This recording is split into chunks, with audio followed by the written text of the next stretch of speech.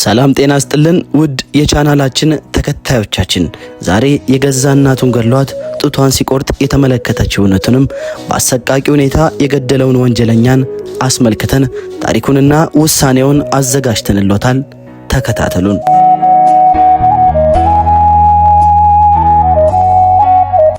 እናት ሁሉ ነገር ናት። እናት የሚለው ቃል ራሱ ሲጠራ እጅግ በጣም ያስደስተናል። እዚህ ምድር ላይ እናቱ በሕይወት እንዳለችበት ሰው ደስተኛ የለም። 9 ወር በሙሉ በሆዷ ተሸክማ ስትወልድ ብዙ ስቃይታ ተቸግራ አሳድጋ ትልቅ ሰው ሆነን እንኳን ራሳችንን ችለን የምትጨነቅልን እናት ነች። ታዲያ ለዚች እናት ምንድነው የሚገባት? እህትስ ብትሆን እህት ማለት ሁለተኛ እናት ናት።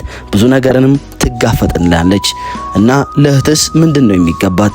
ጥር 9 ቀን 2018 ዓ.ም በሃዲያ ዞን በምዕራብ ባዳዎቹ ወረዳ በገርቦ ቀበሌ የተከሰተ ወንጀል ግን ግራ የሚያጋባና የሚያስደነግጥ ድርጊት ነው። ተከሳሽ ሰንበቱ መንገሻ በምዕራብ ባዳዎቹ ወረዳ የገርቦ ቀበሌ ነዋሪ ሲሆን ወንጀሉን የፈጸመው ጥር 9 ቀን 2018 ዓ.ም ነው። ተከሳሹ ወንጀሉን ለመፈጸም አስቀድሞ ባቀደው መሰረት በመኖሪያ ቤታቸው ውስጥ በሮቹን በመዘጋጋትና እናቱን በሳንጃ አንገታቸውን፣ ሆዳቸውንና ጀርባቸውን በመውጋት እንዲሁም ጡታቸውን በመቁረጥ ሕይወታቸው እንዲያልፍ አድርጓል። በመቀጠልም ድርጊቱን አይታ የጮኸችውን እህቱን በተመሳሳይ ስለታም መሳሪያ ልቧንና ጀርባዋን በመውጋት ወዲያውኑ ሕይወቷን እንዲያልፍ ማድረጉንም በክሱ ተብራርቷል።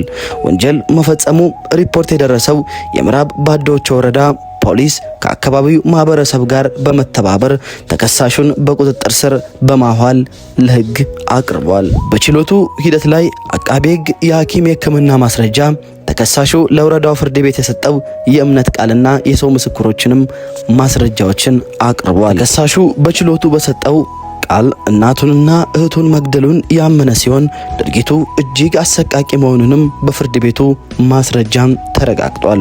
ጉዳዩ የቀረበለት የሃዲያ ዞን ከፍተኛ ፍርድ ቤት የሾኔ ምድብ ችሎት መጋቢት 10 ቀን 2018 ዓ.ም በዋለው ችሎት ተከሳሹ በፈጸመው ከባድ የሰው መግደል ወንጀል በ1997 የወጣውን የኢፌድሪ የወንጀል ሕግ አንቀጽ 539 መሰረት ጥፋተኛ ነው በማለት የድርጊቱን አሰቃቂነትና የተከሳሹን የጭካኔ ደረጃ ከግምት ውስጥ በማስገባት ፍርድ ቤቱ ተከሳሹም በሞት እንዲቀጣ በሙሉ ድምጽ አጽድቋል። ውድ የቻናላችን ተከታታዮች እንደዚህ አይነት ወቅታዊ የወንጀል ነክ ጉዳዮች እንዲደርሳችሁ ቻናላችንን ሰብስክራይብ ማድረግ እንዳይረሱ።